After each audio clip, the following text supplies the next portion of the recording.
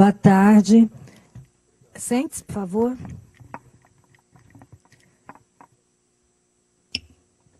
Qual é o seu nome completo? Rodrigo de Oliveira Machado. Você é aqui de Brasília, Rodrigo? Sim, Trabalha onde?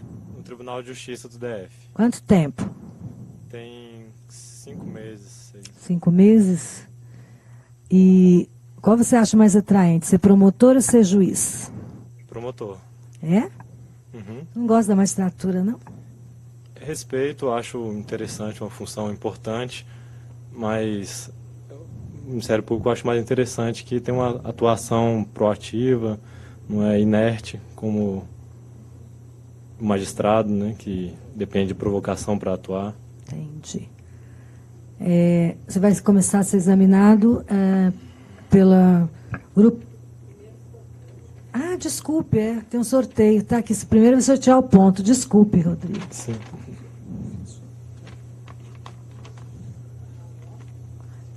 Se for. Ponto 4. Ponto 4. O primeiro grupo é penal processual penal. Processual penal, ministro Rogério Schetti, e penal, procurador de justiça André Vinícius. Quem vai começar? Então, começa processual penal. Pode? Pode? Então, pronto.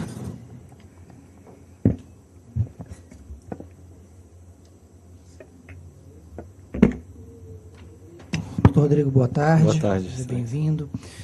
O ponto 4, ele inclui entre os seus tópicos o bem jurídico penal, concurso de pessoas, crimes contra a fé pública, causas de justificação e o excesso em relação a essas causas, fato típico, etapas do crime, finalidades da pena, aplicação da lei penal no espaço e princípios da ofensividade, necessidade de intervenção mínima e insignificância penal. Vamos começar pela parte dos princípios.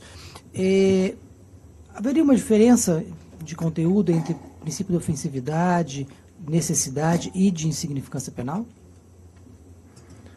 Esses princípios estão relacionados ao direito penal mínimo, segundo o qual as normas penais devem incidir tão somente quando os demais ramos do direito não forem suficientes para solucionar o conflito no caso concreto, que seria a fragmentariedade, melhor dizendo, a subsidiariedade, e também só deveria incidir para tutelar os bens jurídicos mais caros para a sociedade diante das lesões mais significativas, que seria a fragmentariedade. Também nesse contexto, há o princípio da ofensividade, o qual exige uma externalização da conduta, que ela seja materializada, externalizada pelo autor, vedando-se a criminalização de mero jeito de ser, predicativos de direito penal do autor, relacionados também ao fato interno do agente, sem que ele tenha, pelo menos, iniciado a execução de algum fato. A ingestão de entorpecente, o porte de entorpecente para uso próprio, ele caracterizaria ofensa ao princípio da ofensividade? Embora haja discussão na doutrina, a jurisprudência é pacífico, trata-se de um crime de perigo abstrato, que, embora não precise uma violação concreta a um bem jurídico, abstratamente já viola a saúde pública, os projetos estabelecidos pelo Estado da ordenação da saúde já é prejudicado pelo simples fato de alguém estar portando uma droga. O fato de você consumir em si seria uma autolesão que não seria punível. O que é punível é o fato de estar portando. Mas autores como Luiz Flávio Gomes asseveram que há um princípio que viola o princípio da ofensividade todos os crimes de perigo abstrato de uma forma geral, mas não é o que prevalece. E a tua opinião sobre isso? Eu entendo que deve ser reprovável essa conduta de portar substâncias entorpecentes. É possível aplicar esse princípio da insignificância? Aliás, nessa seara, é possível aplicar o princípio da insignificância? Ou em que condições seria possível reconhecer a insignificância penal? Porte para uso. O porte para uso, houve uma despenalização na medida em que não se fixa mais penas privativas de liberdade para o usuário que esteja portando pequena quantidade de droga. Vislumbro que essa medida de política criminal já foi suficientemente para reprovar essa conduta e aplicar a insignificância eu já entendo que ultrapassa o que seria razoável para reprovar a conduta. Exige uma reprovação mínima para que o cidadão tenha consciência de que aquele ato é prejudicial, não só para ele, como para a sociedade de uma forma geral. Portanto, muito embora haja precedentes isolados, inclusive no âmbito penal militar, de aplicação do princípio da insignificância no âmbito castrense, eu entendo que não deveria ser aplicado, muito embora seja respeitável o entendimento no sentido contrário. Ok, claro. Falou isso. Curiosidade, quem sabe ele responde. Quem começou com essa ideia no âmbito militar? Primeira juíza. Você tem ideia? Não sei, excelência. Só porque, como foi mencionado, eu lembrei da Maria Lúcia Caré. Foi ela exatamente que aplicou a insignificância para um soldado da Polícia do Rio de Janeiro. Desconheço. A lata. Obrigado. Aí é uma questão interessante também, só a gente fez essa pausa, quer dizer, por força do princípio da ofensividade, houve a descriminalização do porte de entorpecente para uso na Argentina, já há bastante tempo. No Tipo Uruguai 50, uma questão assim, embora realmente no Brasil, e felizmente não seja uma tese que tenha alcançado maior repercussão. Recentemente no Uruguai também. Mudando um pouquinho de ponto, vamos falar de concurso de pessoas. Existe previsão de autoria imediata no Código Penal brasileiro? A hipótese de coação moral irresistível seria um fenômeno que se enquadra, um instituto que se enquadra na autoria imediata. O homem de trás seria aquele que expede uma ordem não manifestamente ilegal, ao passo que o autor imediato seria um mero instrumento incidindo em... Excelente. Mais alguma que... Prevista expressamente? Não consta a expressão autoria imediata, mas mais alguma que é apontada como uma concretização dessa figura, desse instituto o erro determinado por terceiro. Sim, excelência. No artigo 20, Isso. há o erro determinado por terceiro. Não, mas muito bom. Sim. Vamos falar mais um pouquinho de concurso de pessoas. É possível dizer que o ordenamento jurídico brasileiro consagrou alguma teoria em particular? Algum conceito? Poderia repetir? Em relação ao concurso de pessoas, é possível dizer que o ordenamento jurídico, vamos falar do Código Penal brasileiro, acolheu alguma teoria em particular? Há divergência. Segundo alguns, teria aplicado a teoria extensiva, que não faz distinção entre autor e partícipe, pois no artigo 29 ele diz que todos respondem pelo fato na medida de sua culpabilidade. Contudo, na prática, procede-se a diferenciação entre autor e partícipe, justamente para fazer uma adequação melhor da culpabilidade de cada um no caso concreto. Portanto, vale-se das teorias restritivas. Tanto como a domínio do fato seria a teoria do compatível? domínio do fato tem-se entendido que é compatível, inclusive no âmbito do Supremo Tribunal Federal. E por que isso? Por que se afirma a compatibilidade dela com o ordenamento? Pois entende-se que adotou, a partir da reforma de 84, o finalismo, e quem desenvolveu a teoria foi Welzel, e com aprimoramento de Roxin, entende-se que é compatível com o finalismo de uma forma geral, a questão da divisão de tarefas em sede de tipo ou mesmo de outras formas, como na organização criminosa, que passou a ser previsto em lei também. Excelente. Inclusive, deixa eu lhe interromper um pouquinho para a gente poder perguntar sobre outras coisas. Só uma dúvida, doutora Thaís, mudou? Esse sinal foi para mim ou não? Continua? Tá. Então tá joia. Vou falar sobre a falsidade documental. É possível falar em falsidade ideológica cometida por omissão? Sim, excelência. O falso ideológico é o falso de conteúdo. O tipo penal prevê expressamente que aquele que omite uma informação que deveria constar num documento está praticando por omissão o crime de falsidade ideológica. E aí, falsidade material, seria possível se imaginar uma situação similar?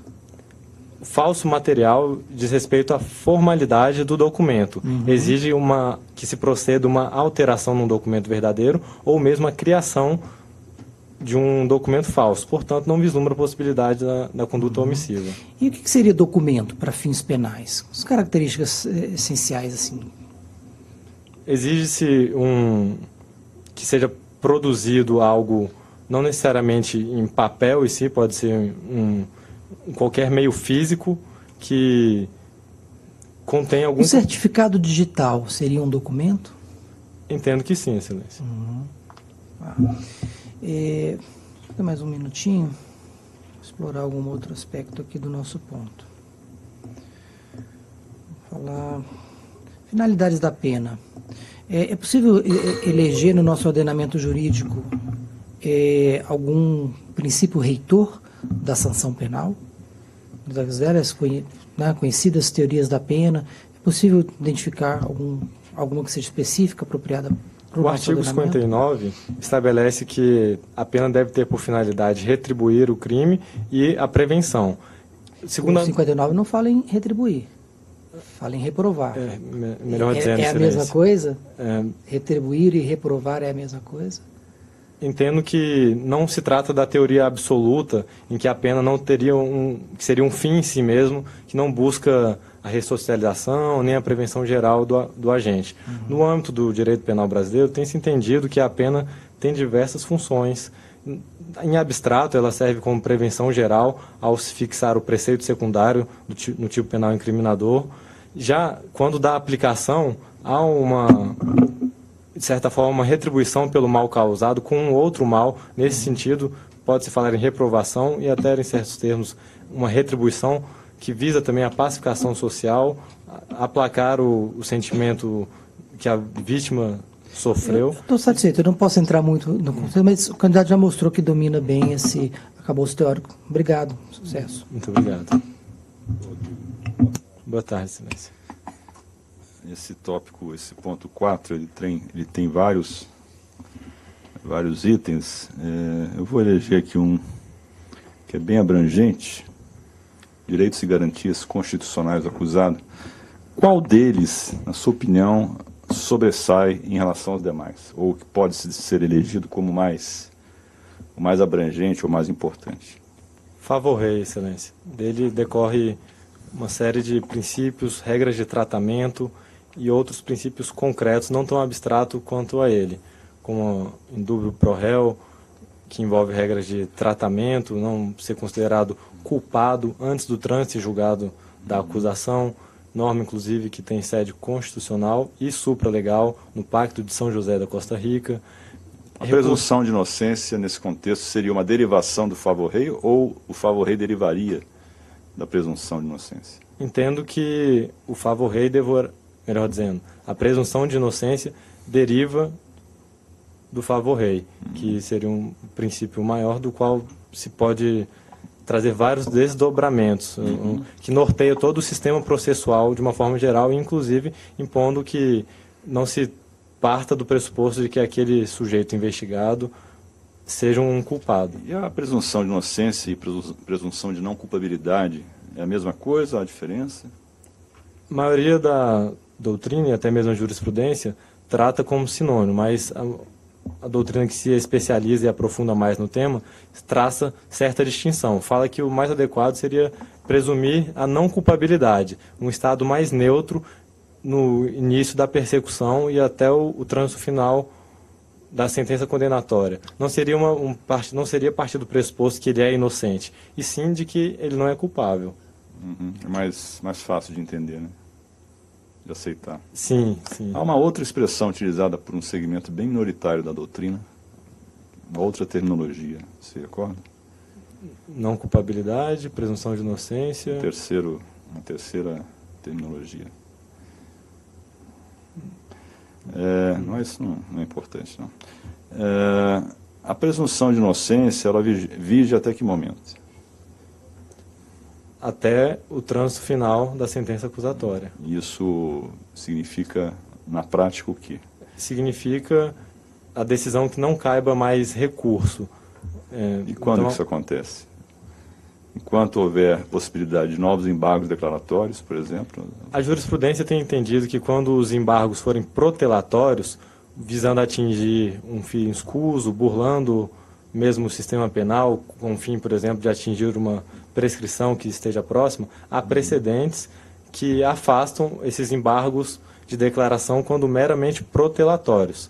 Mas, formalmente falando, enquanto couber alguma decisão, melhor dizendo, algum recurso contra aquela decisão, deve vigorar o princípio da presunção de inocência. Tá certo. Cabe dizer que uma decorrência disso é a inviabilidade de execução provisória da pena, salvo nas hipóteses em que ele está preso preventivamente, em que ele poderá gozar de alguns benefícios da execução penal. Aqui ainda fala sobre juiz e sua relação com as partes. Me diga alguns princípios que interferem nessa relação entre juiz e partes, na dinâmica do processo. Prevalece que adotamos o sistema acusatório, no qual a divisão das funções de cada um no processo penal deve ser bem delimitada, na medida em que cabe um defensor, juntamente com o acusado, exercer a defesa técnica e a defesa própria. No inquérito policial, qual seria o papel do juiz, então? O fiscal das garantias dos direitos fundamentais do cidadão. Algumas medidas estão submetidas à cláusula de jurisdição, cabendo ao magistrado analisar, no caso concreto, se está havendo alguma violação ao direito fundamental, tal como a inviolabilidade do domicílio, violação de direitos materiais mesmo relacionados à dignidade da pessoa humana, como vedação de tortura e outras provas ilícitas. Outras causas também, como a intimidade não pode estar sendo violada, razão pela qual quebra de sigilo, de interceptação telefônica e a quebra de sigilos, tem se entendido que está submetida a essa cláusula de jurisdição. E na produção da prova, há um princípio muito importante, que é o contraditório, né, nessa relação entre juiz e partes. A ideia do contraditório, para o senhor, qual seria em relação a esse tema da prova? O que transforma uma fonte de prova ao ingressar no processo em uma prova judicial? Justamente passar pelo crivo do contraditório, que envolve tanto a informação quanto os elementos que são produzidos a favor e contra o réu, quanto a possibilidade de reação, que já está um pouco mais vinculada à ampla defesa, mas isso que torna, por exemplo, os elementos informativos do inquérito ou de qualquer procedimento investigatório criminal em provas, passar pelo crivo do contraditório, que torna aquele elemento que ingressou no processo prova. E a partir do momento que ele ingressou no processo, ele pode servir tanto a favor contra o réu. E vale lembrar também que, embora adotamos o sistema acusatório, já quando instaurado um processo, entende-se que o juiz pode ter uma função mais ativa, diferente do que ocorre na fase pré-processual. E em relação às decisões judiciais, existe contraditório necessariamente? Ao proferir uma decisão judicial... Vamos ser mais específicos. Decisão judicial ex officio. Um juiz que declina da sua competência, por exemplo. Qual é o contraditório sobre essa decisão? Aos recursos. Contraditório posterior. Mas ele, antes de tomar a decisão, ele deve submeter a sua intenção às partes? Pelo princípio da cooperação, que atualmente é vinculado pela teoria geral do processo... Não precisa mais nada, você está muito bem. Passar o tempo para os colegas para a gente não perder mais tempo precioso para o final da tarde, né? Então vamos passar então ao grupo 2, Direito Civil e Processual Civil, doutora Benes e doutora Maria Rosinete. Boa tarde. Boa tarde. No ponto 4, você vai ser indagado sobre a pessoa jurídica, sobre os contratos e o CDC. Né? Eu iniciaria te perguntando o seguinte: o que é a desconsideração inversa da personalidade jurídica e qual que é o fundamento dela e a maior aplicação desse tipo de desconsideração em que tipos de julgamentos? A teoria da desconsideração ela é proveniente do direito estrangeiro, foi internalizada aqui, principalmente pela doutrina de Rubens Requião, e passou a ser aceita no âmbito jurisprudencial e posteriormente foi positivada em algumas leis, como a que trata do CAD, Código Civil e a Lei de Crimes Ambientais, entre outras.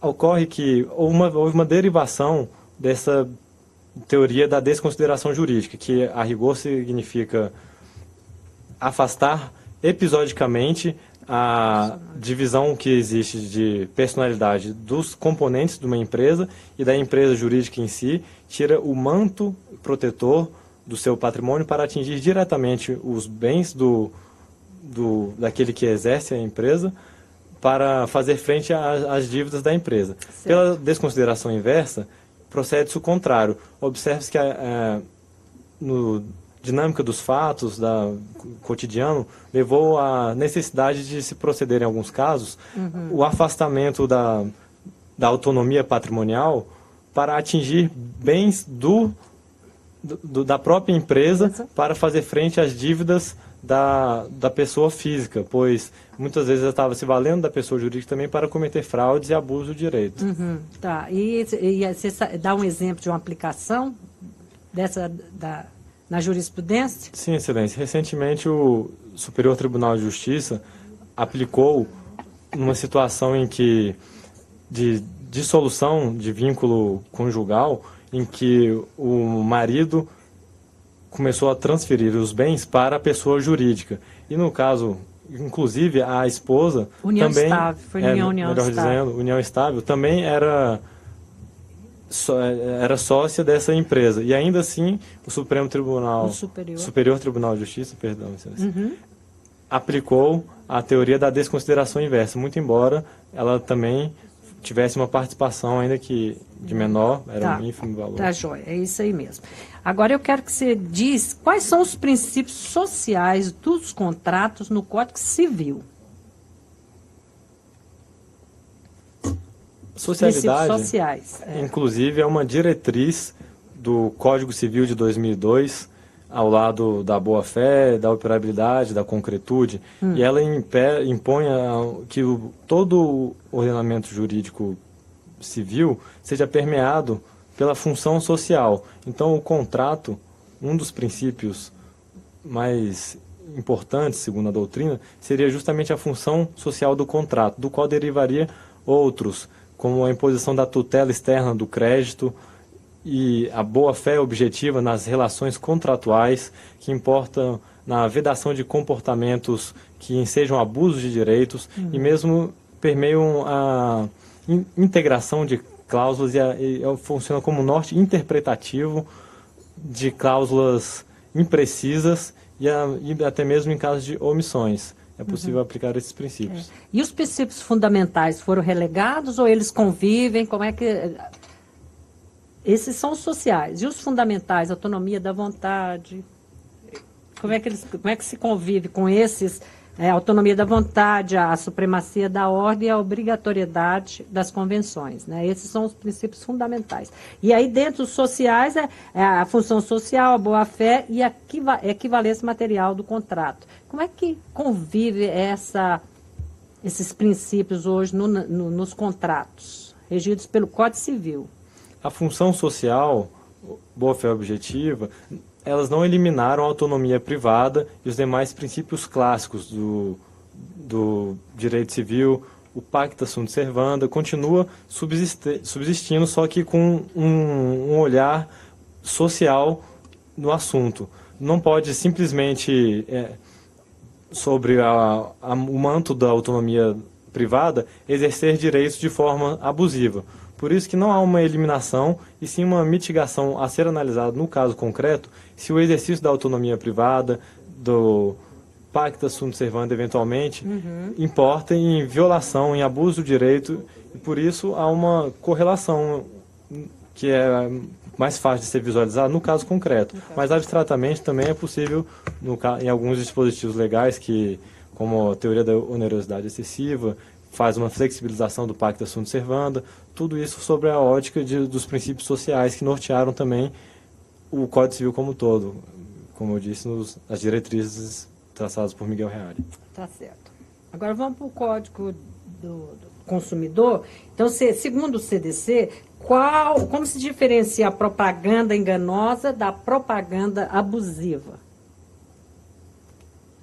Enquanto uma explora o medo, a inexperiência de uma das partes, atende contra os direitos e valores das crianças, Essa é adolescentes, esta é a abusiva. A outra é permeada por invericidades que a tornam enganosa, seja por falta na informação ou por um vício que deturpa a informação prestada. E a quem cabe o ônus da prova quanto à veracidade e a correção das informações contidas na propaganda? O fornecedor e aquele que veicula a propaganda, eles têm que ter o substrato científico para fazer frente à veracidade daquilo que ele alega. É isso aí. Agora, quero que você me fale, assim, resumidamente, o que é a evicção? Quanto à responsabilidade civil, qual que é a regra geral, os direitos do evicto? Trata-se de instituto previsto expressamente no Código Civil, segundo o qual uma pessoa que tenha adquirido um determinado bem pode perdê-lo em razão de direito de terceiros previamente àquela relação negocial.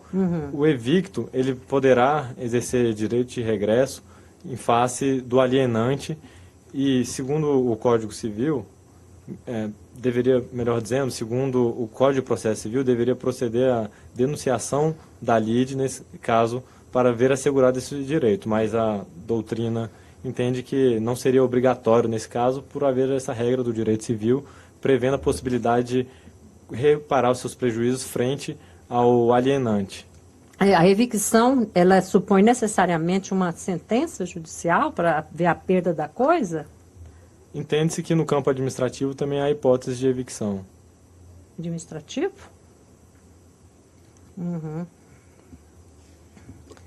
E quais são os direitos do evicto? O que vem a perder parcial ou... Lucro cessante, os danos emergentes, ele pode buscar frente ao alienante. Tá certo. Vamos lá. Rosinete, pode continuar que as quatro indagações que eu programei já esgotaram. Obrigada. Obrigado, Excelência. Boa tarde. Tudo bom? Tudo Nosso bem. ponto é o ponto 4. Ele trata do processo, princípios e pressupostos processuais, juizado especial civil, procedimentos cautelares específicos e outras medidas provisionais. Bem, vamos começar aqui.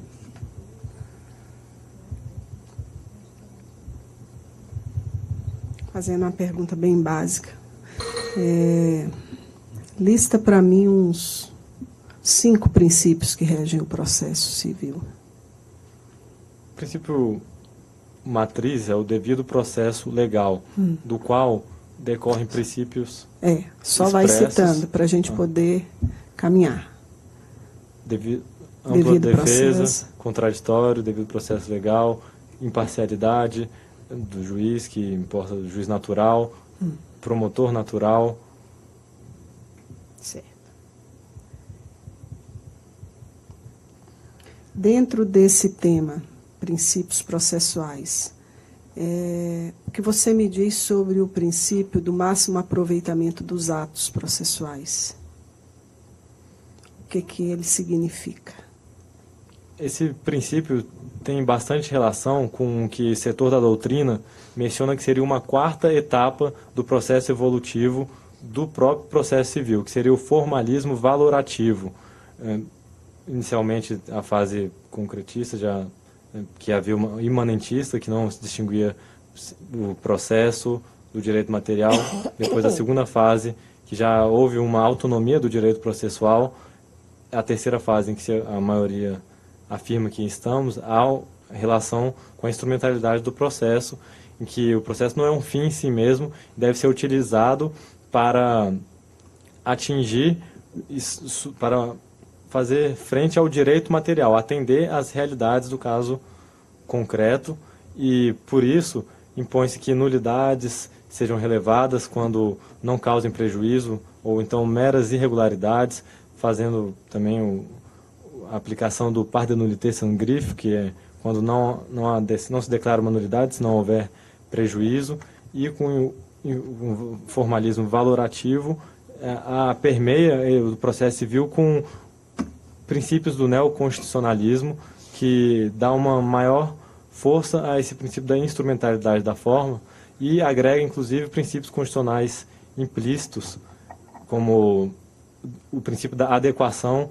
que impõe que a possibilidade de adequar o processo ao direito material, flexibilizando normas, por exemplo, no campo do direito processual coletivo, de contestação, de elastecer, no caso concreto, quando... Você consegue sintetizar o que seria esse princípio do máximo aproveitamento dos atos processuais? As suas colocações foram muito boas. Vamos só fechar esse ponto. Poderia ser sintetizado como, não traduzindo a ideia de que não se deve pronunciar nulidades quando aquele ato puder ser refeito, fazendo valer o fim que está, os valores subjacentes que o legislador previu tutelar com aquela norma, evitando ao máximo a declaração de nulidade, principalmente no campo coletivo, em que há também o princípio do interesse do conhecimento, do julgamento do mérito, evitando declarações sem julgamento de mérito. Na competência estabelecida pelo valor da causa, os juizados especiais têm uma limitação. O senhor se recorda qual é a limitação de valor? Qual que é? 20 salários mínimos sem advogado. Se tiver advogado, pode ser até 40 salários mínimos. Certo. Proposta uma demanda com valor acima desse teto. O autor ele não diz nada, ele não renuncia ao valor que excedeu o teto do juizado. O que vai acontecer com essa ação lá no juizado especial? Inicialmente, cumpre registrar que algumas demandas não se submetem ao teto, mas se for uma hipótese que está submetida ao teto, a princípio, se passar despercebido também pelo magistrado, Não passou. O magistrado ele verificou. Essa demanda ela tinha um teto e o autor propôs essa ação com valor acima do teto e não renunciou ao valor ao que excedia a esse teto. O que acontece com essa ação judicial? Ela vai ser extinta? Ela vai ser remetida para algum outro juízo? O que acontece? Predomina que a competência em razão do valor da causa, assim como do território, via de regra, é uma competência relativa, razão pela qual admite-se a prorrogação, caso não seja alegado pela parte no tempo oportuno, sob pena de haver uma prorrogação da competência e aquele juiz que inicialmente era incompetente torna-se competente. Certo. Isso não seria uma regra para o procedimento sumário ou outro Sim. procedimento? Ele se aplicaria ao sumaríssimo dos juizados? Entendo que não, Excelência. Essa é uma regra do processo civil comum, ordinário e sumaríssimo. No processo, melhor dizendo, sumário. No processo sumaríssimo, o valor da causa nessa hipótese é uma hipótese de competência absoluta. Mas, se passar despercebido também pelo juiz, há precedente no sentido de que caberá ao próprio juizado executar a sua decisão. Mas a minha pergunta não foi essa. Eu perguntei, o juiz percebeu, ao receber essa ação fora do teto, né, que ela não cumpria com esse requisito. Sim, entendo. O que o juiz vai fazer com essa ação judicial? Tendo em vista o princípio da cooperação e da própria boa-fé, eu entendo que ele deve oportunizar a parte e emendar a inicial para que possa adequar o seu pedido, se quiser permanecer nos juizados especiais. Do contrário, aí sim ele extinguirá o processo sem julgamento do mérito. Mas antes de fazer a extinção sem julgamento do mérito, eu entendo que seria adequado oportunizar a parte, emendar a inicial para adequar o seu pedido ao juizado especial. Tá certo. Sobre o processo cautelar, em que consiste o poder geral de cautela?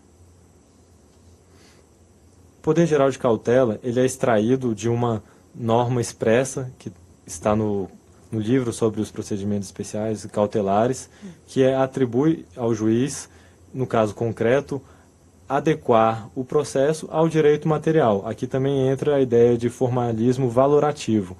E também é extraído o poder geral de cautela não só dessa norma que está nesse livro mais para o final do Código Civil, também na parte de cumprimento de sentença, no artigo 461, 461A, o juiz pode se valer do poder geral de cautela para atingir o direito material pretendido e satisfazer a pretensão do autor, no caso concreto, conferindo-lhe a tutela específica, evitando assim a simplesmente substituir pelo equivalente em dinheiro, que seria indenização, perdas e danos, lucro cessante. Então, com base no poder geral de cautela, ele pode buscar atingir o que o autor realmente pretende, atingir o bem da vida pretendido, no caso concreto, seja no processo de execução, na fase de execução, ou mesmo na cautelar, que admite cautelares inominadas. Certo.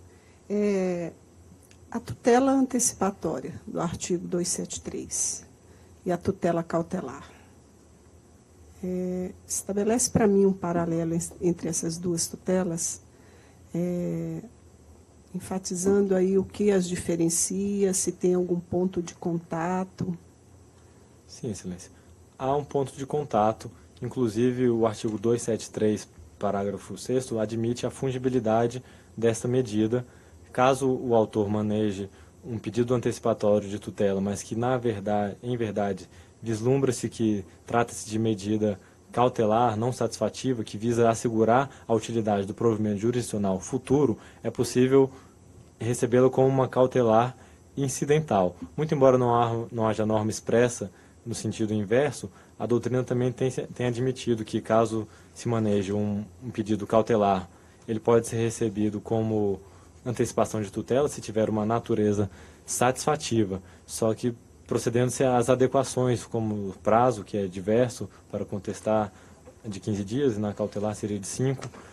E também outra diferença é que o fumus boni iuris é mais forte na antecipação de tutela, que exige verossimilhança das alegações, e em alguns momentos é uma tutela não só de evidência, e sim somente de urgência. Quando, por exemplo, a parte abusa do seu direito de defender, será uma tutela tão somente de urgência, muito embora não dispensando nesse caso o fumus boni iuris.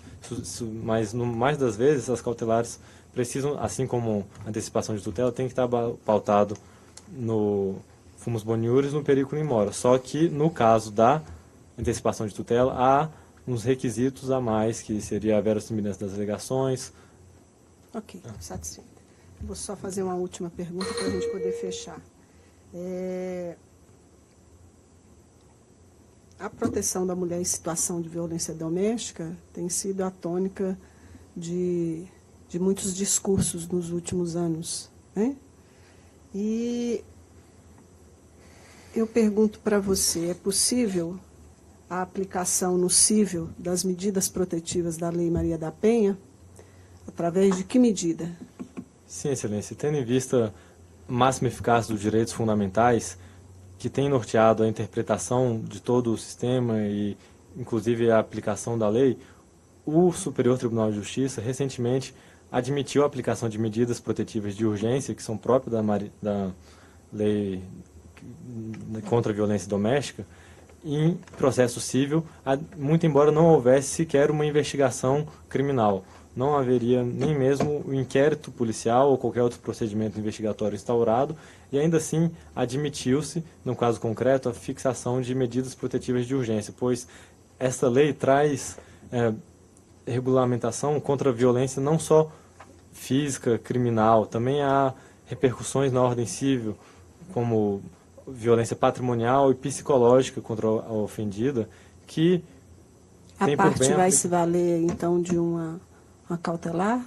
Pode se valer de uma cautelar, e também o poder geral de cautela do juiz permite que, neste caso, ele se valha dessa norma do ordenamento para tutelar a mulher em situação de vulnerabilidade, neste caso concreto. Essa cautelar, ela poderia ser, então, satisfativa ou ela seria preparatória para alguma outra ação? Entendo que vai depender de qual das medidas que será deferida naquele caso concreto. Um afastamento do lar, por exemplo, poderia ser preparatório para posterior regulamentação de outras situações, não seria satisfativa. Por outro lado, alimentos provisórios ou provisionais, que a Lei 11.340 prevê, poderia já ter um cunho satisfativo, tendo prova pré-constituída do dever de alimentar, que seria, por exemplo, a certidão de nascimento, provando que o ofensor é pai daquela vítima. Satisfeita, doutor. Nós já terminamos nosso tempo. Muito obrigada. Muito obrigado, senhor.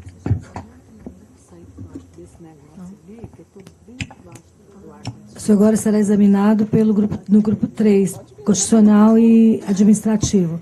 Constitucional, professor José Adécio, Administrativo, professor Jorge Amauri. O Adécio tem a palavra, por gentileza. Boa tarde, Rodrigo. Boa tarde, excelência.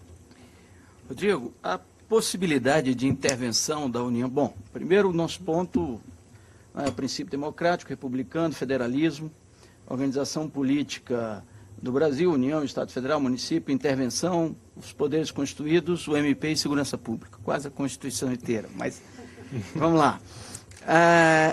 A intervenção, é possível haver intervenção da União nos municípios? A previsão constitucional expressa da intervenção dos municípios que estejam em territórios federais. Caso haja a criação de um território e ele seja dividido em municípios... Qual, na sua avaliação, e evidentemente da doutrina e da jurisprudência, qual é a natureza constitucional do Ministério Público, levando em conta a separação dos poderes existentes? Entendo tratar-se de um órgão extrapoderes de extração constitucional, atualmente desvinculado do Poder Judiciário, do Poder Executivo e do Poder Legislativo. Muito embora em outros momentos já esteve vinculado a estes poderes, como na época do policialismo judicial, havia uma certa confusão entre as atuações do Ministério Público e do Judiciário, já esteve vinculado ao Poder Executivo quando procurador da Coroa, mas atualmente ele é um órgão à parte. A doutrina minoritária falando que seria um quarto poder, mas é minoritária e não prevalece. Por que não seria um quarto poder? Me dá argumentos. Do ponto de vista da leitura constitucional, evidentemente. Entendo que a interpretação constitucional, tendo por base a unidade da Constituição, não seria adequado criar essa interpretação, estaria extrapolando os limites traçados pelo Constituinte originário, pela separação de poderes estabelecida pelo Constituinte originário. Muito embora a atividade interpretativa seja criativa, importe na inovação, algumas vezes, até do ordenamento jurídico, dependendo da situação, entendê-lo como um quarto poder estaria alterando a previsão constitucional da atual separação de poderes. Então, a função de controle, se você tivesse que classificar em uma das três funções clássicas, executiva, legislativa e judicial, onde se enquadraria?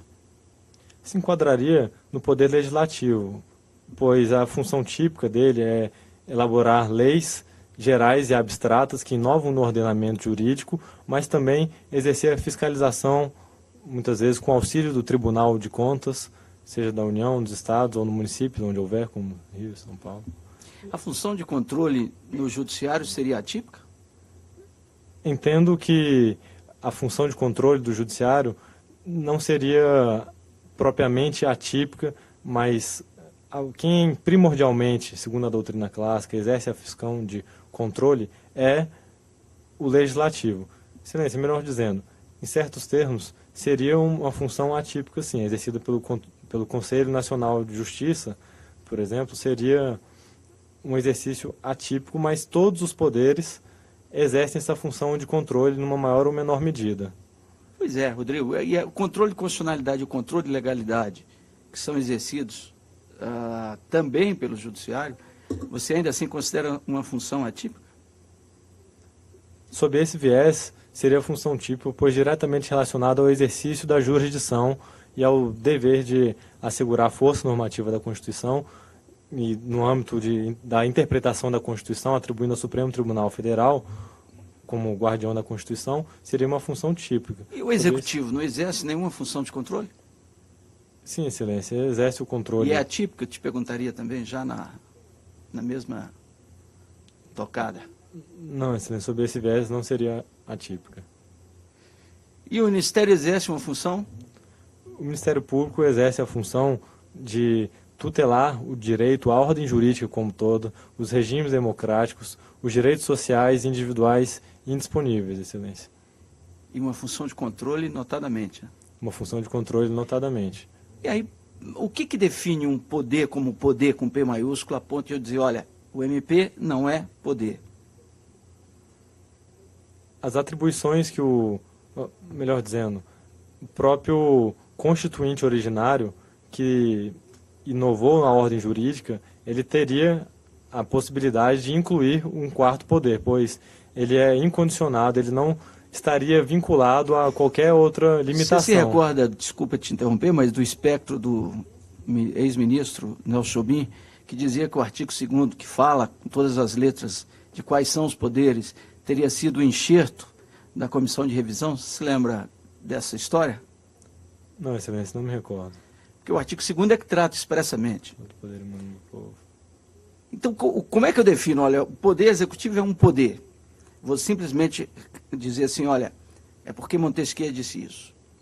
É porque o constituinte originário disse isso. O que me faz dizer que um poder é um poder? Excelência, todo poder emana do povo. Então, pelo poder executivo, percebe-se que o chefe do executivo está ali representando o próprio povo. Então, e o judiciário?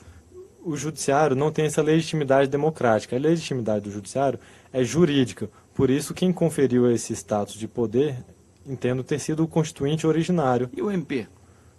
O Ministério Público, muito embora o constituinte não tenha previsto expressamente, alguns asseveram que seria um quarto poder. Mas muitos os vislumbram tão somente como um órgão de extração constitucional que teria essa incumbência. Os poderes não têm tanta ingerência no Ministério Público. A separação de poderes tem os freios e para a gente... Uhum. Tá? Você entende que federalismo competitivo e federalismo cooperativo são figuras antinômicas? Poderia repetir, Excelência? Federalismo competitivo e federalismo cooperativo são figuras antinômicas? Excelência, entendo que sim, pois enquanto não há uma relação mais isonômica entre a separação, entre as atribuições de cada ente da federação, no outro há uma certa concorrência, melhor dizendo, em certos pontos não seria incompatível, pois há poderes que são atribuídos concorrentemente a mais de um ente federativo, ao passo que outros atuam mais de uma forma colaborativa e não concorrencial. Estou satisfeito. Obrigado e boa sorte, Rodrigo. Obrigado, Excelência.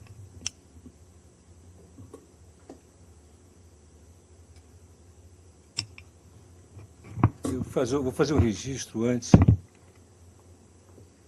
Por incrível que pareça, o Ministério Público me paga para eu estar aqui. E eu me divirto muito, me pagam para eu me divertir. Né? Vou fazer um registro. Eu serei reprovado pelo professor Adécio. Mas eu não estou dizendo que eu vou fazer só um comentário.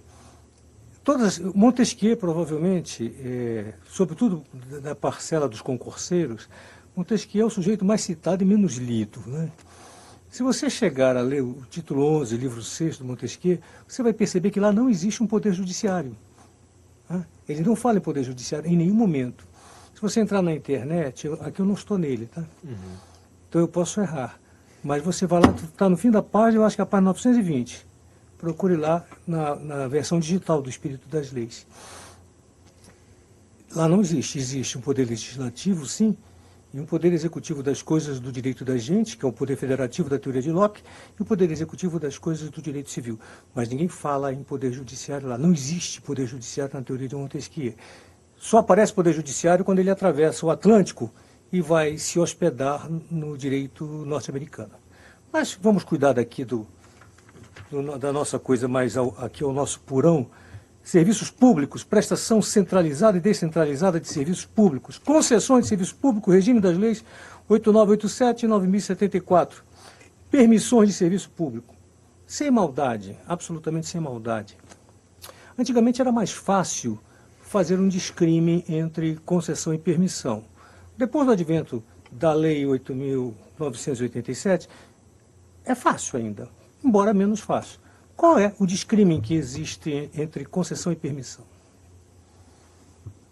Sim. Ambos estão previstos na Constituição para as hipóteses em que o poder público tem a obrigação de realizar um serviço público, prestar diretamente, ou melhor dizendo, nesse caso indiretamente, realizando a delegação do serviço público para uma pessoa jurídica, de direito privado, nesse caso, de concessão e permissão. Ambas dependem de licitação, para tanto. O que vai diferenciar é a envergadura de cada um dos contratos que irá reger cada um deles. O contrato de concessão é mais solene, há mais direitos ao concessionário, hipótese de retomada do serviço, de encampação, de retomada exige uma maior segurança, pois no mais das vezes há mais investimento do particular na concessão. Ao passo que a permissão é mais efêmera e demanda um menor... A expressão seria efêmera mesmo? Será que é isso que você quer me dizer? Excelência. Eu tenho certeza de que você sabe, mas não... A hipótese não é de efemeridade. Menos solene, demanda menos investimento do particular e por isso as suas causas de retomada do serviço são mais simples e estão afetas a... Tá bom, eu já vi que você sabe. Eu só queria perguntar, isso não seria porque a permissão, o direito deferido ao permissionário, ou é a título precário? Não Sim, seria excelência, precariedade. Exatamente. Bem, mas você por várias vezes falou serviço público, serviço público. Então, o que é serviço público? Vamos começar do começo agora. O serviço público passa por uma crise, pois há uma certa divergência no seu conceito, tendo em vista alterações que foram ocorrendo ao longo dos anos. Já sei que você leu a Maria Silvia Zanella de Pireto. Vai lá, continue. Há o elemento orgânico, que leva em conta quem presta o serviço, o elemento objetivo, que leva em conta a atividade desenvolvida, o elemento formal, que seria o vínculo relacionado àquela prestação, daquela comodidade ou utilidade pública disponível aos particulares de uma forma geral, realizando o interesse público. Então, há esses três elementos que definiriam o elemento, o serviço público. Só que fala-se hoje que ele passa por crise porque muitas vezes esses elementos não são vislumbrados. O elemento orgânico, porque muitas vezes não é o poder público prestando um serviço, seja por meio de delegação ou então mesmo o terceiro setor atuando de forma paralela, realizando serviços de interesse público muito semelhantes ao desenvolvido pelo Estado.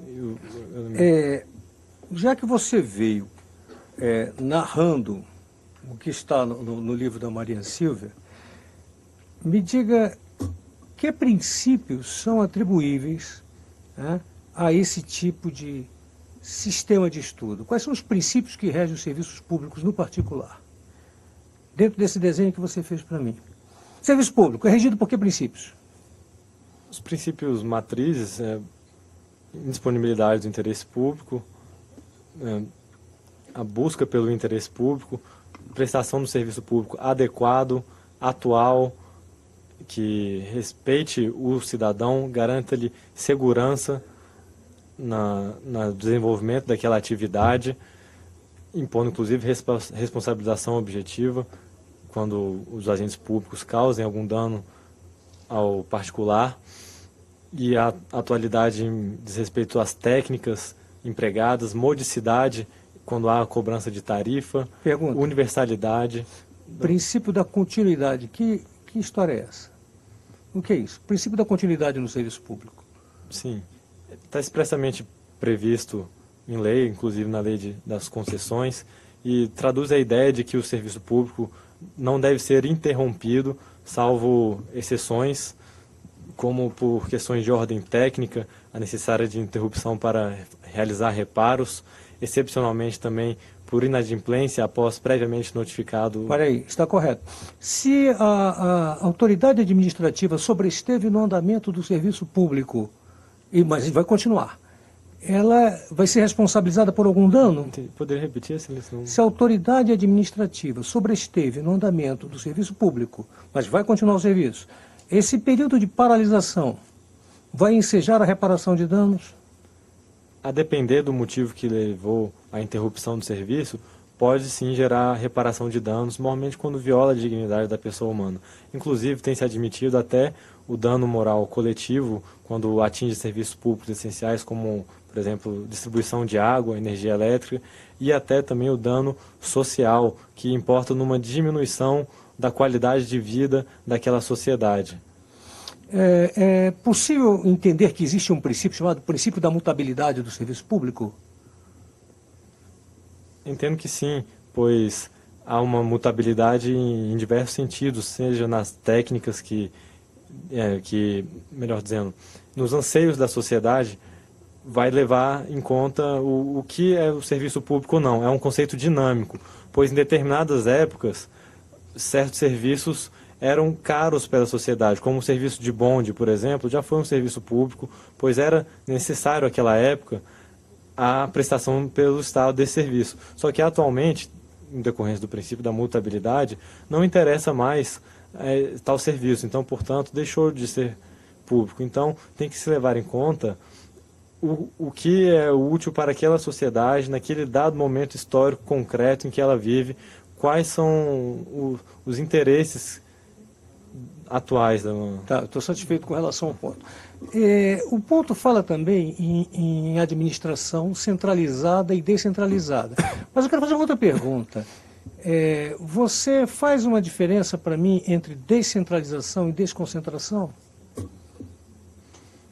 A descentralização importa a criação de pessoas jurídicas, seja por meio, quando o poder público outorga a uma pessoa jurídica de direito público, como as autarquias, ou as autarquias fundacionais, a qual tem a titularidade e a execução do serviço público, ou então quando ela descentraliza tão somente a prestação do serviço, ficando para si a titularidade do mesmo, que se vislumbra na delegação, com a permissão, concessão de serviços públicos, ou mesmo na criação de pessoas jurídicas de direito privado da empresa pública, sociedade de economia mista. Já a desconcentração se dá no âmbito interno da administração de um poder que passa as determinadas atribuições a outros órgãos, vai distribuindo com base na hierarquia, vai pode parar que eu já sei que você sabe. Pode parar aí.